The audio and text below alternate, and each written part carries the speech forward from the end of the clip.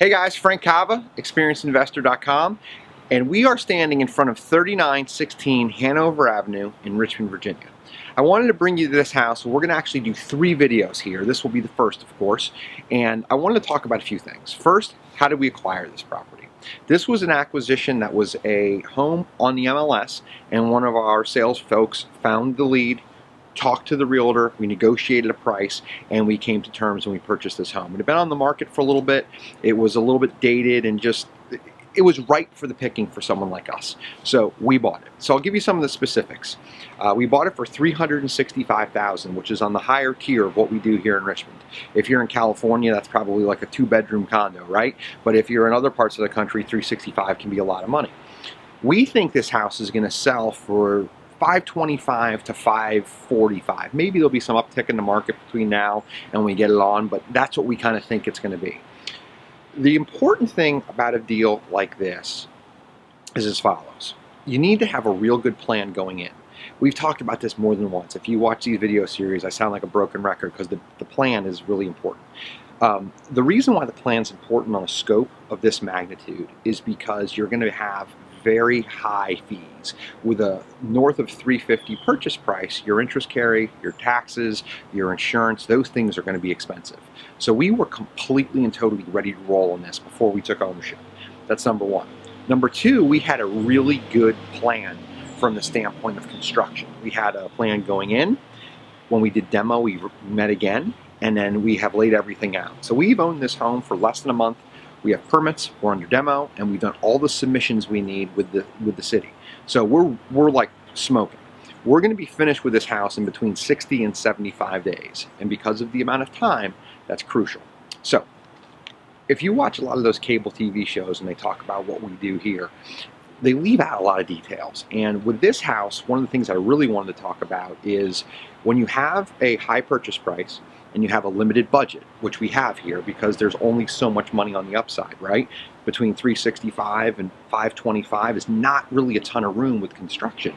You think, Frank, you're crazy. It's $150,000 plus bucks. But when you take all the fees in and you actually do all the math, you have to be really close. So the important thing to do here is have that plan and stay really true to it. And when you're in the house, only touch the stuff you really have to. So what we're going to do is some kitchens and some baths. But one of the baths is fine. 2 of the rooms are pretty cool, so we're going to leave those the way that they are.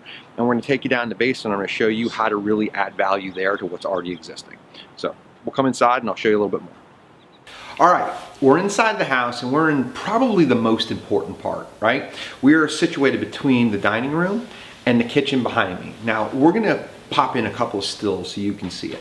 This is an old, early 1900s kind of Federalist style house here in Richmond, and the first floor has a family room to my left, a dining room here, and a kitchen right behind me. As mentioned, we opened up the kitchen a little bit. When you're doing these types of homes, what you really want to focus on is the pop features, right? And what is going to sell the house. Kitchens and baths are those. A dining room, if it's staged properly and it's big enough, same thing with a family room, as long as it's functional, those are going to work. But the big things are going to be the kitchens and the baths. So what we did here is we opened up a little bit and we're going to make it really, really nice coming through.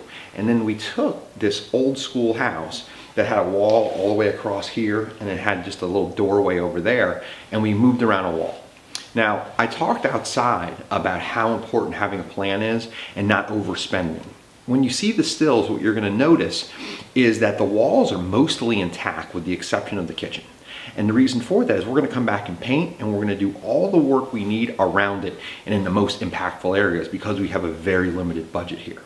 The other thing that you have to kind of work with and be smart about, especially in a home of this age, is what's existing and tying materials back to it.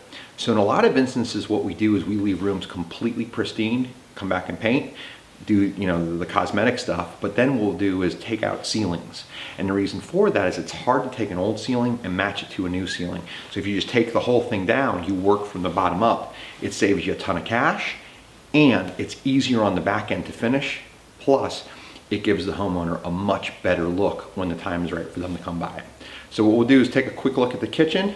We'll show you a little bit about what we're going to do in here, and then we will go upstairs. Okay, so now I'm standing physically in the kitchen, and we're going to take a couple of stills to show you. But what we did was we used the exterior walls Didn't touch them. We're not going to touch the exterior windows because they're in good shape. And we're going to use what's here. The most important things about kitchen are size, functionality, and everyone today loves light. So we're going to utilize the natural light. There's a window here where we're going to situate a sink. Behind us is a window to the backyard, and there's a nice little access path here as well that goes to the backyard. So we're going to use all of those features this home already had, open it up, make it modern, and really make it pop. And as you've heard me say before, the important thing is to have really great pictures at the end, and you have to have the vision up front so those pictures can be nice and people will see it, say, I want to go see this home. They go out, they see it, and they buy it quickly, and that's what our goal is with this one. Okay, we're now upstairs, and when I purchased this home, it was a 4-bedroom, 1-bath up home. So 4 beds is great, 1 bath isn't. So what you really need to know going in and having your plan is who your buyer is on the back end. This buyer would much appreciate a really nice owner's bedroom, bathroom, and closet space versus 4 relatively adequate bedrooms and 1 okay bath. So going from a 4 to a 3 can be risky if you don't know your buyer. But if you know who your buyer is and you know that works for them, it's cool. So what we did is we took 4 small rooms and we made them into 3 bigger rooms, okay? So where I am now is at the opening of a doorway to an auxiliary bedroom. And what we did is we took like an oblong weird space. We took a little bit of just weird space in the like upstairs foyer area, and we made it all bedrooms. So when you walk up the top of the stairs, there's a landing, and it's like, make your decision. You go into the owners, you go into one of the bedrooms, or you go into the bathroom, and that's pretty much it. But the upside of this is we really had functionality in mind with this bedroom. We took it from being very small and kind of like it would fit a desk or like a day bed to a real room. And it's got a real room that's gonna have lots of space, and it's gonna be very appealing as a secondary bedroom. So I'm going to take you next and show you into the owner suite. I am now situated in what used to be a bedroom with another bedroom behind me. What it's going to function as now is a 12-foot by 15-foot bedroom with a hallway that leads to 2 closets and then a wide open bathroom that will have a shower with a seat, a separate area with a water closet, which is a toilet, and 2 separate vanities for his and her.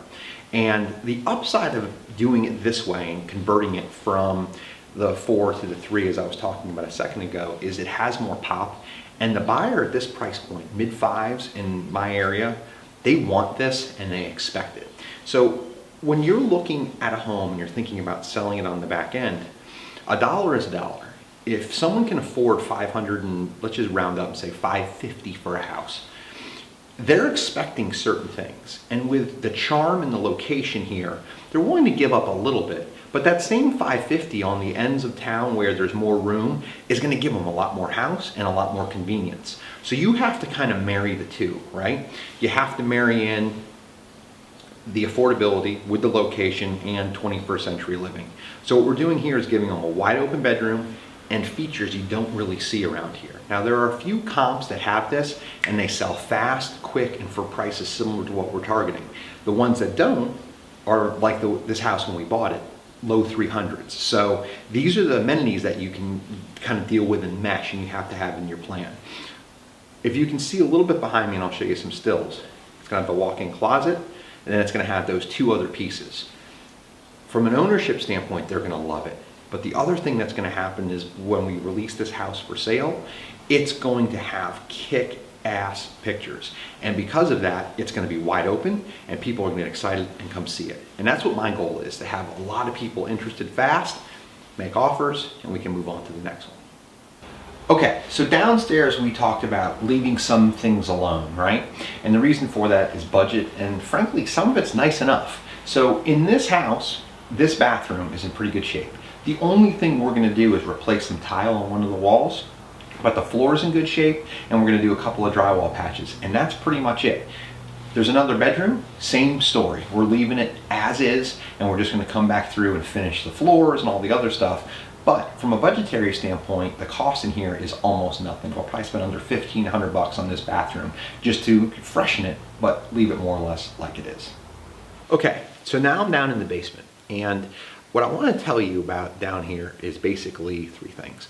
Number 1, a basement is relatively rare in our market. So depending on where you are in the US, basements might be popular, they might not, but here it's kind of like bonus space, right? So that's number one, we got some bonus space. Number two, it's already in pretty good shape. It's got a bathroom that you're gonna see behind me that you'll pick up in the stills. And unless you really wanna spend a lot of money on adding an egress window, you can't advertise this as a bedroom.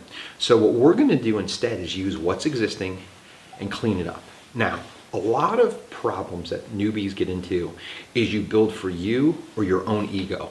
And what I'm gonna coach you on here is not to.